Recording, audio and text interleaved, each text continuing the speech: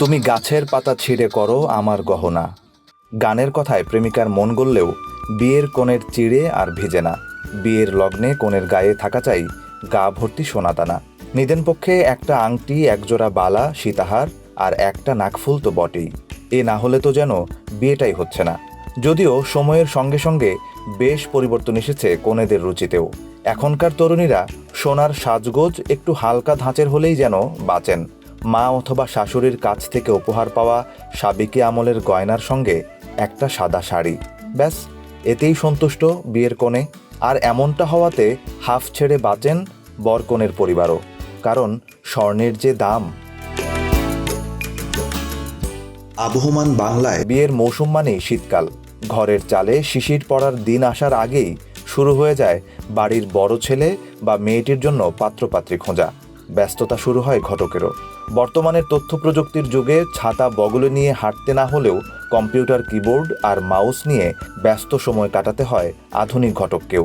দুই পক্ষের কথা চালাচালি আর পানচিনি হয়ে যাওয়ার পর বিয়ের দিন যত ঘনিয়ে আসে, খরচের কথা মনে করে ঠিক ততটাই দুশ্চিন্তা বাড়তে থাকে পরিবারের। তবে এরই মধ্যে যদি খবর আসে সোনার দাম কমেছে, তাহলে হাসি একান হতে খুব একটা বাকি থাকে না সবার। সাধারণত বিয়ের খরচের সিংহভাগই চলে যায় স্বর্ণ কেনার পেছনে। ফলে বিয়ের মৌসুমের আগে অভিভাবকরা তককে তককে থাকেন সোনার দাম কখন কমবে। গেল 1 মাস ধরে এমন অভিভাবকদেরই ধারাবাহিকভাবে সুখবর দিয়ে যাচ্ছে বাংলাদেশ জুয়েলার্স সমিতি, বাজুস।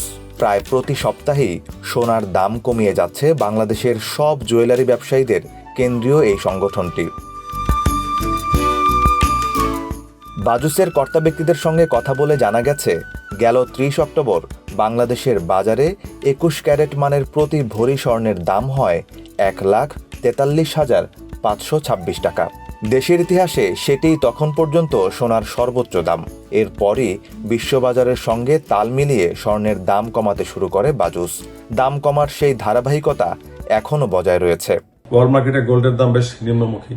আর আমরা যদি এর পিছের কারণগুলো খোঁজার চেষ্টা করি, তাহলে আমরা যে তথ্য পেয়েছি সেই তথ্যের ভিত্তিতে যা দেখি যে US elect president Donald Trump যেটা বলেছিলেন যে উনি এসে এই যুদ্ধ বিগ্রহ বা ওয়ার্ল্ড টেনশন সেটাকে উনি কমানোর চেষ্টা করবেন। মনে হয় তারই প্রভাব এই গোল্ডের মার্কেটে পড়েছে। এভাবে যদি নিম্নমুখী যেতে থাকে, তাহলে আমরা আশাবাদী আমাদের দেশের যে অবস্থা একটা খারাপের দিকে গিয়েছিল গোল্ড মার্কেটে, সেটা আবার ইনশাল্লাহ চাঙ্গা হয়ে যাবে।